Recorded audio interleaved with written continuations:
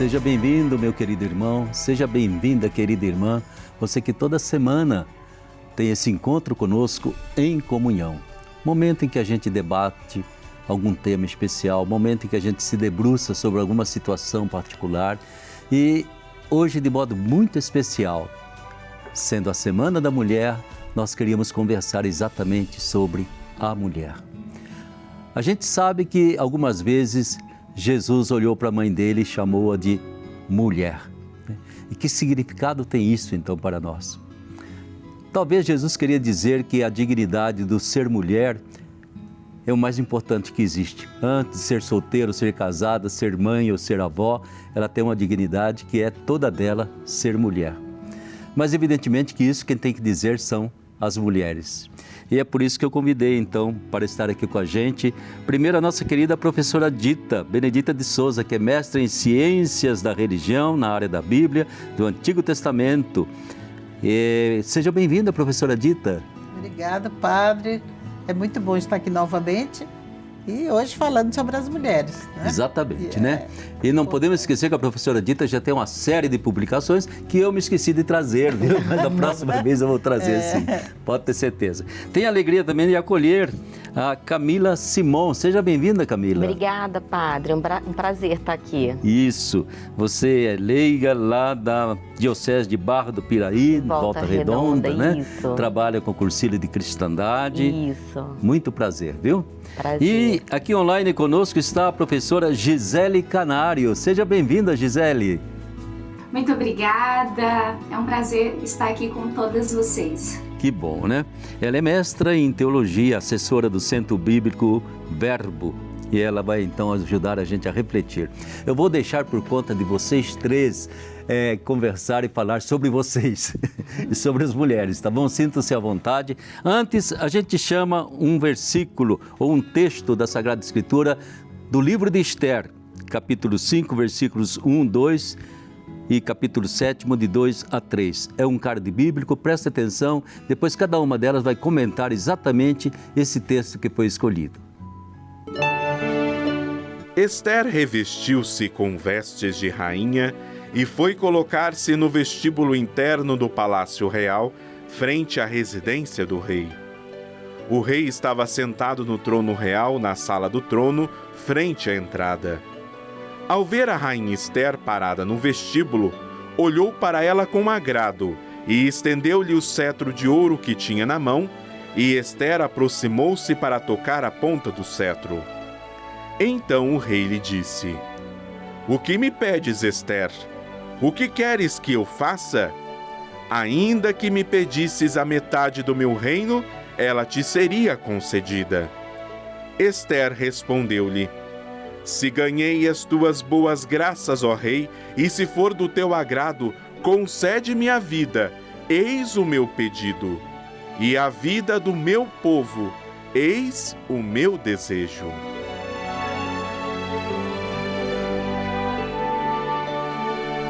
Aí está o texto que nos vem do livro de Esther. É um texto que sempre toca o coração da gente, né? Porque ele faz esse link, essa ligação intrínseca entre mulher e vida e mulher. Professora Dita, como que ecoa no seu coração esse texto do livro de Esther? Eu vejo Esther assim como alguém enviado por Deus. Sim. Porque a vida de Esther, todos nós conhecemos muito bem, era uma menina que perdeu os pais, foi criada pelo tio, e uma menina judia. E uma menina judia da Pérsia era complicado, né? Então o seu tio, Mardoqueu, a cria como judia dentro de casa, temente a Deus, mas lá fora ela tinha o nome de Esther, porque ela se chamava Radassa, né? Que é um nome judeu. Sim. Então, Radassa quer dizer, é uma planta, uma flor muito bonita que tinha lá na Judéia. E essa menina se cria como Esther. Quando ela vai... É uma história longa até ela chegar ao rei. Sim. Né? A gente conhece bem essa história. Mas quando ela chega ao rei, ela não pensa nela.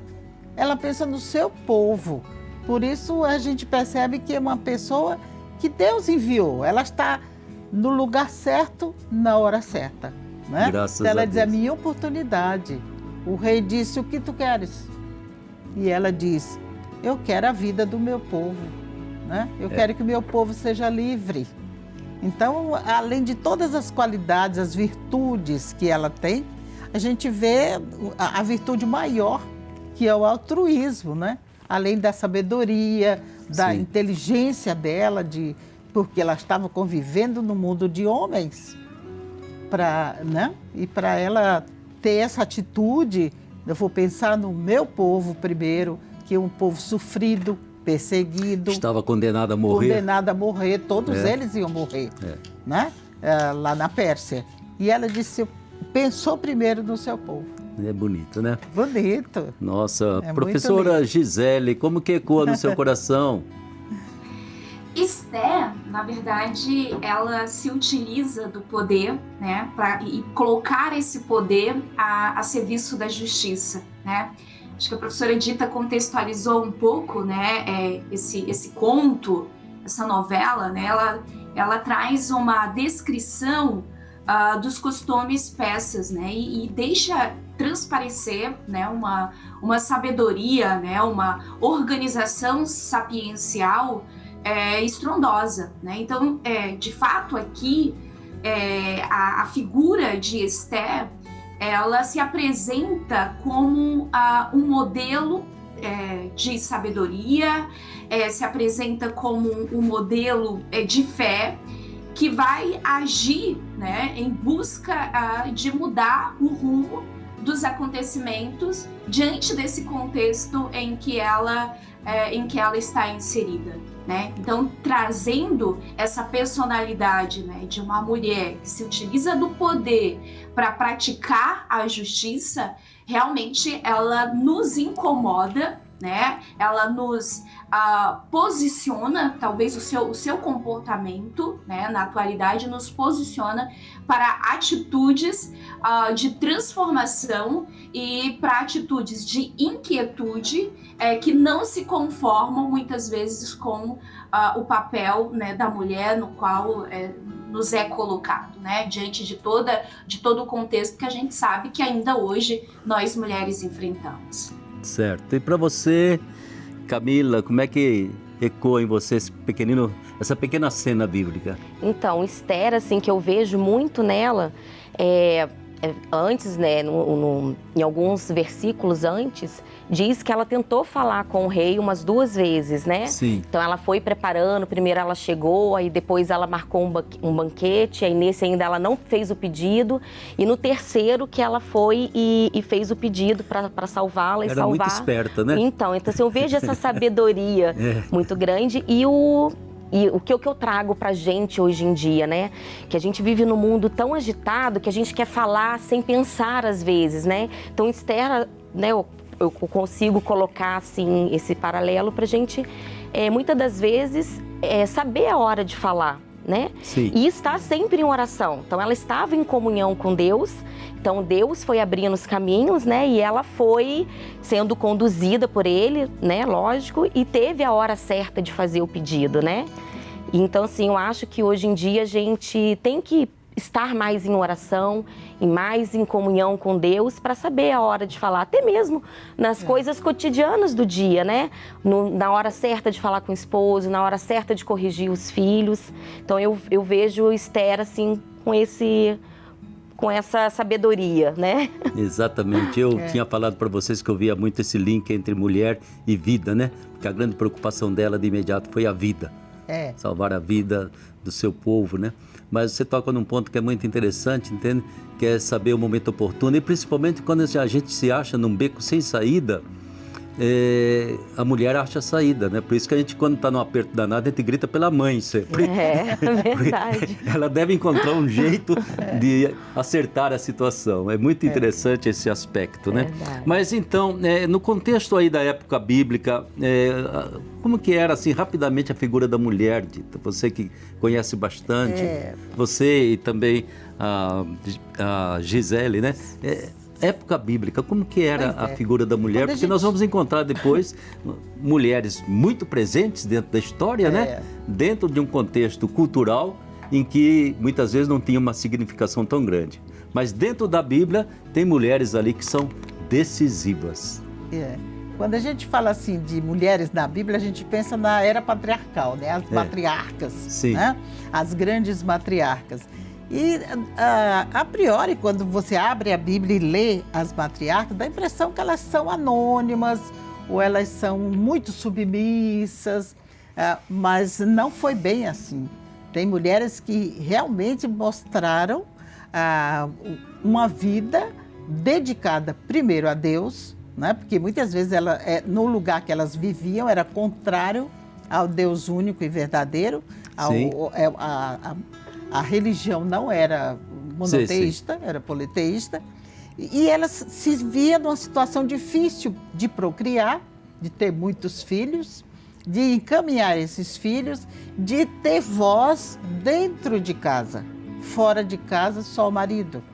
Então, essa é uma situação que coloca a mulher durante até a época dos juízes, uma situação assim um pouco difícil, mas se sobressai. Sara se sobressai, né? Rebeca se sobressai, e Débora se sobressai muito nesse período. E Sara, a gente pode não prestar atenção muito na história de Sara, mais assim da submissão, mas Sara foi ela que disse para Abraão: você vai coabitar com Agar porque eu não posso ter filhos. Então, ela deu a ordem. Quando Agar foi embora, ela deu a ordem. Ela disse: manda essa mulher embora, porque eu não quero essa mulher aqui porque eu já tenho outro filho. Sim. Então, se percebe que ela era ativa. A protagonista. Outra coisa, nessa época havia as tendas das mulheres. O homem quase que não tinha tenda. Eles preferiam não ter tenda deles. Então, se ele tinha 10 mulheres, tinham 10 tendas. Sim. E eles visitavam as tendas quando elas permitiam. Então, quer dizer, quando os anjos chegaram lá para dizer que Sara ia ficar grávida, ela estava na tenda dela, olhando pela cortina. Ela disse: eu não participo da história dos homens, mas eu daqui estou de olho o que eles estão falando. Então, há um protagonismo muito forte nessas mulheres, não é? E Débora, então, a gente não tem muito tempo para falar, mas Débora foi uma mulher que se sobressaiu na época dos juízes. Sim. Que foi uma época assim no meio, entre a monarquia e o patriarcado. Então era aquele meio, o povo estava perdido, não sabia para onde ir. E Débora deu um norte para aquele povo, né? E não deram nem condições dela, uma salinha para ela atender. Ela disse: vai debaixo da árvore lá, atender se você quer. Ela foi debaixo da árvore e resolveu muitas coisas, fez muitas coisas. Se você ler o livro dos Juízes, fala maravilhas de Débora. É verdade, né? Aí, que interessante. Daí, Gisele, você que também conhece bem a Escritura, como que você vê essa figura da mulher dentro da Bíblia?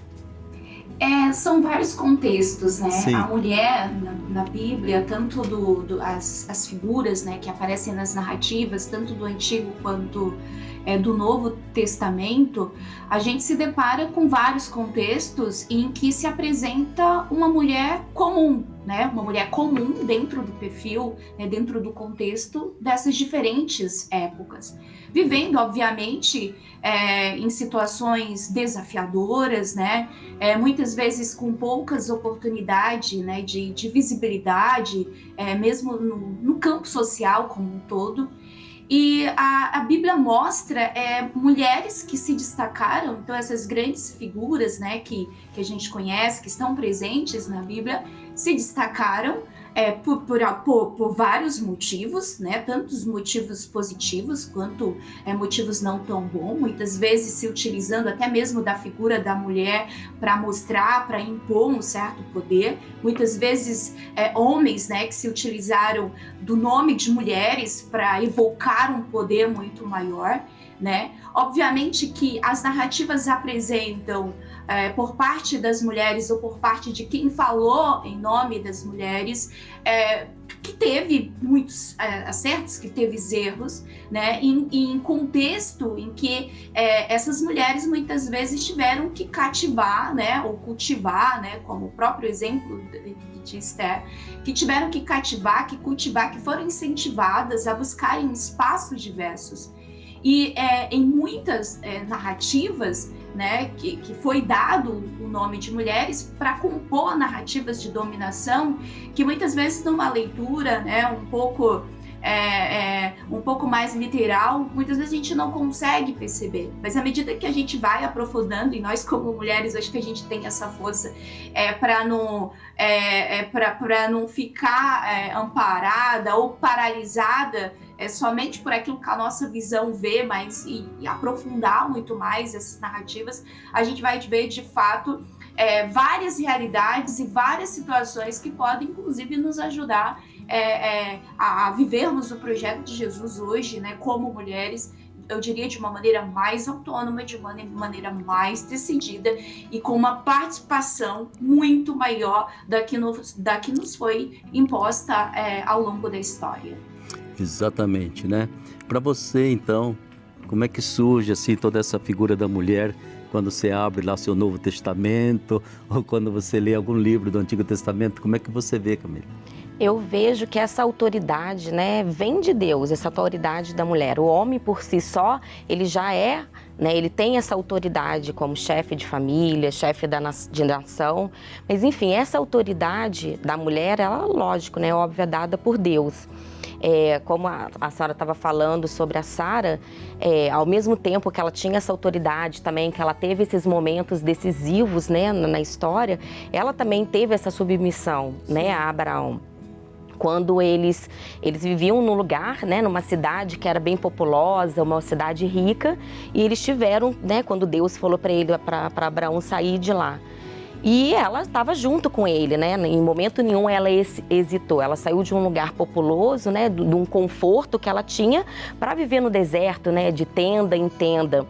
Né? E ela foi esse amparo para Abraão, né? Se não fosse por ela, não sei aonde ele chegaria, né? Eu sei que no meio do caminho também eles pararam num lugar que não era para estar. Aí Deus ainda falou para ele: Abraão, saia da tua terra, né? Para longe dos seus parentes. E por fim eles chegaram onde eles tinham que chegar. E a gente vê essa confiança gigante em Deus também, né? Que eles prepararam todo um caminho, Deus prometeu uma terra e eles não puderam usufruir dessa terra, né? Olha que lindo.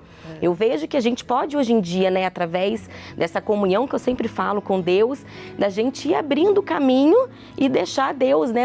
Ele sabe melhor do que nós, onde nós, né, através da nossa história, onde a gente vai chegar, né? Eu costumo dizer, hoje em dia, eu sou casada com o Matheus, esse ano a gente faz 14 anos e nós temos 5 filhos, né, aqui na Terra e já temos 4, né, no céu, que a gente perdeu na gestação ainda. Então, assim, hoje em dia as pessoas veem isso como uma coragem, né, porque tá... e eu não vejo, eu acho ainda assim, no meu contexto, eu ainda acho 5 pouco, padre. Né, mas na sociedade que a gente vive, né, hoje em dia que as pessoas param no 2º filho, quando é 3 já é bastante, né? Então, assim, para mim, já no meu interior, eu não vejo isso como uma coragem, mas as pessoas veem como uma coragem. Então, assim, é Deus que dá, né? Deus está escrevendo a nossa história e Deus sabe para onde a gente vai chegar. Então, essa confiança, essas virtudes dessas mulheres da Bíblia, né? Que a gente tem que carregar hoje em dia. Fortaleza, submissão, como Sara, e também de se entregar a Deus mesmo, né? Eu creio que é muito importante, entendeu? Quando a gente olha nas páginas da Bíblia, a gente sabe o tipo de cultura que havia, né? E como essas mulheres se destacaram, né? A gente chega até a figura, assim, para nós sempre, a figura modelo exemplar de Maria. De Nossa Senhora, né? é verdade. Eu acho que é muito importante que é como se Deus fizesse um tratado sobre a mulher e falou: o meu tratado é essa mulher aqui, essa Maria de Nazaré é o meu tratado completo, né? Exatamente. Que ela é tudo que a gente possa imaginar, é virgem, é mãe, é esposa, ela traz tudo em si e Jesus fala para ela: essa é a mulher, né? A mulher. A mulher. Eu acho que é muito importante passar então para a situação que a gente vive. Nós estamos há 2000 anos da revelação em Jesus, né? E ainda nessa luta imensa, né? para que cheguemos realmente a ser aquilo que Deus quer que seja, né? Nós, infelizmente, quando a gente vê, e vocês veem o noticiário de feminicídios, de maltrato, de fome, de sofrimento, não deveria existir mais, né? É o mínimo que o ser humano poderia ter. Mais ainda da violência contra a mulher, né? Ou seja, que passos estão nos faltando? Aí eu perguntar para a Gisele, né? Que passos a gente tem que dar, entende? Porque a Bíblia ela traz uma revelação que é pedagógica, entende? Que vai se desenvolvendo no decorrer do tempo, mas ainda não conseguimos fechar aquilo que Deus acho que sonha realmente para o ser humano, para o homem, para a mulher, né? Ele já nos colocou modelos, mas nós não conseguimos atingi-los.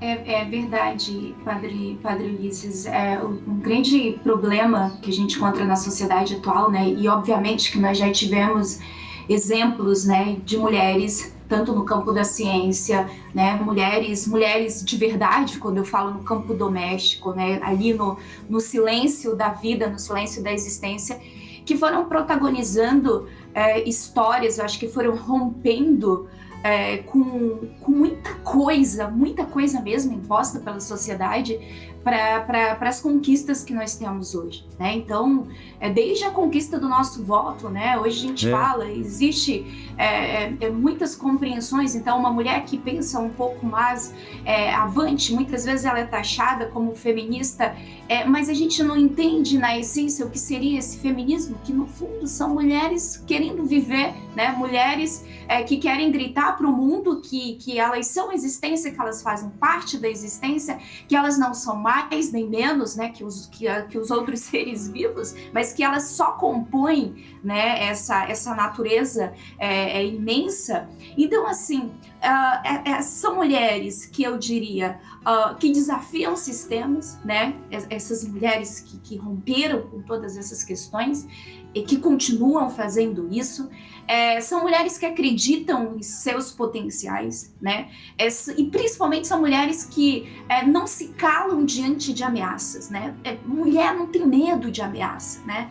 É por isso que são realmente protagonistas, né? Tanto nas narrativas do Antigo Testamento, tanto nas narrativas do Novo Testamento, e mulheres reais do cotidiano, né? Obviamente que uma mulher no Brasil é diferente de uma mulher de uma cultura, por exemplo, da Zâmbia, né, de um país do continente africano, diferente de uma outra região do planeta. Mas a gente tem uma força comum, né, e que a nossa força comum é de continuar existindo, que é de continuar protagonizando histórias, né, que é mulher que contribui em todos os espaços, né, é mulher que não tem lugar para ela, né, que todos os espaços são para todos. Né? Eu acho que esse é um desafio que a gente vê isso ecoando, que a gente vê, muitas vezes talvez a gente só não dê visibilidade, mas Sim. Isso é real. Eu acho que a maioria das mulheres são assim, porque a gente tem essa força natural de sobreviver, de dar a vida, né? de acreditar na vida, com toda essa potência. Eu acho que essa é a grande força da mulher atual. Certo, né? De qualquer forma, eu acho que a gente tem consciência bastante grande de que, queiramos ou não, a estrutura da sociedade continua com uma certa marca machista, né? E a estrutura da igreja também, né? Tem uma marca machista, uma marca clericalista, que é muito forte. Você que atua tanto na pastoral, como é que você vê, Camila, essa presença da mulher, agora já dentro da igreja, entende? Porque nós sabemos que as maiores frequentadoras são as mulheres, né? Você atua exatamente dentro de um movimento, né? Isso. Que envolve um movimento que nasceu quase que meio para homem, arrastando a mulher atrás, né? É verdade. Então a gente atua, né? Como a gente já foi coordenador, hoje em dia a gente Sim. só ajuda, mas é esse testemunho que a gente dá, né? Da vida de Jesus. E depois que a gente participou do cursilho, nossa vida, minha, do meu esposo, mudou. E é esse testemunho vivo, do nosso dia a dia, que faz as outras pessoas também quererem participar, né? Então, Sim. graças a Deus, muitas das pessoas ao nosso redor também fizeram cursilho, muitas vidas foram transformadas através do movimento. Sim. Né? E na igreja, todo domingo a gente está à missa e é sempre uma luta mesmo, né, padre? Para carregar 5 crianças todo domingo para missa. Mas assim, não tem resistência, porque isso já faz parte da rotina deles, né? Então, desde pequenininho, eles já sabem que isso é importante. Faz parte, né? Já faz parte da rotina. Então, a gente já acorda, toma café e já tem as roupas de missa, né? A gente tem um menininho de 5 anos, que agora no calor ele só quer colocar bermuda para ir para missa. Não, filho, a gente vai para casa de Deus. Então vamos colocar a roupa que você já sabe que tem que ir para casa de Deus, né? Sim. Então calça jeans mesmo estando no calor. Então desde pequenininho a gente já vai ensinando essas virtudes que é da fortaleza, né? A gente não pode deixar correr do jeito que eles querem. Então acho que esse é um grande papel também da mãe, né? Orientar. Isso fica, Camila. Isso. Vai para a vida adulta. Para a vida toda. Então, esse é o nosso papel hoje em dia como mãe também, né? É orientar, que através da nossa casa, do nosso cotidiano simples, que saem as outras profissões, que saem as outras missões, né? Há um poder materno, né? Que muitas vezes é invisível, né? A gente às vezes diz assim, a mulher faz de conta que o homem manda, mas quem comanda é ela. É ela, é verdade. A mulher é o coração da casa, né, pai? Mas eu digo isso porque você está tocando num ponto que talvez, às vezes eu tenho a impressão de que vai se abdicando dessa força, entende? Não digo condicionadora, mas educadora que inevitavelmente a mulher tem. Seja que ela realmente exerça essa força, seja que ela se omita. Verdade. De qualquer forma, entende? Ela vai ter uma influência positiva, né? E às vezes, como você dizia, Dita, a gente não sabe o que acontece depois. Eu sempre digo, mas a semente que você deixou nunca vai morrer. Né? Nunca vai morrer. Semeie, né? Mesmo que depois não dê certo. E eu acho que é muito importante perceber que há um poder feminino, né? Que além daquilo que se expressa em política e em profissões e tudo mais, mas há um poder feminino que ele sempre existiu, desde Eva até a última mulher, né? Que é um poder que perpassa por dentro do coração das pessoas, né? E quando ele não existe, aí está a falha principal no caráter, na personalidade das pessoas e na vida da sociedade, quando ele não existe. De qualquer jeito, a gente pode dizer que Maria é uma inspiração?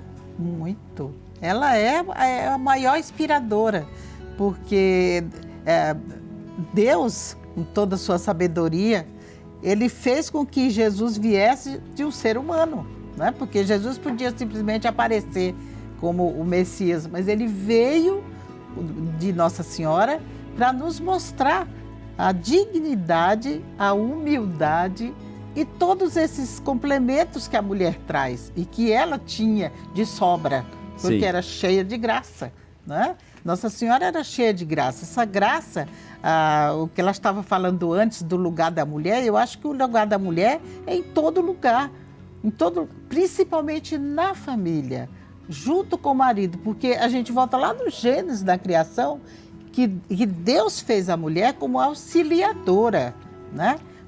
Como aquela que vai complementar a vida do homem e a vida dos filhos. Então, o papel dela é muito grande. E Nossa Senhora trouxe todo esse papel para nos mostrar, né? Nos mostrar como é a verdadeira mãe, como é a verdadeira discípula, como é que ela foi apóstola de Jesus, como é que ela transmitiu o Evangelho às pessoas, com a doçura feminina, com o jeitinho de falar, o jeitinho... Eu imagino Nossa Senhora falando do Evangelho para as pessoas, né? Da boa nova do seu filho para as pessoas. O jeitinho feminino. Tem que ter, viu, Padre Ulisses? A mulher não pode ser masculinizada. Ela tem que mostrar a sensibilidade. As pessoas fazem até muitas piadas que Deus, quando fez a mulher, disse, o ajudante disse, Senhor, está vazando. Né? Não, ela não está vazando. Ela é sensível, isso é a sensibilidade dela. Certo. Né? Exatamente. Então, essas coisas que a gente vai colocando, Nossa Senhora tinha tudo. Tinha tudo, né? E ela continua sendo para nós, entende? Aquela que nos dá a mão, nos ajuda e vai nos levando em frente. Nosso tempo se esgotou, gente. Uma pena. É conversa de mulher. Vai longe. Eu quero agradecer de coração a você, Camila, a você, Gisele. Obrigado. Obrigado a Dita, né? Que sempre tem tanta coisa para contar. Né? Obrigado a você que esteve conosco esse tempo todo. Nunca esqueça esse link maravilhoso que o Criador colocou. Mulher é vida, vida é mulher e a vida é o que importa, principalmente quando ela é conjugada com o amor, com a ternura, com tudo aquilo que está no coração de Deus e Deus colocou de modo muito particular no coração da mulher. Deus seja louvado pela mulher, Deus seja louvado por Maria, Deus seja louvado por todos os sonhos que nós temos para que ainda se realizem dentro da igreja e dentro da sociedade. Fique com Deus, até a próxima semana, se Deus quiser.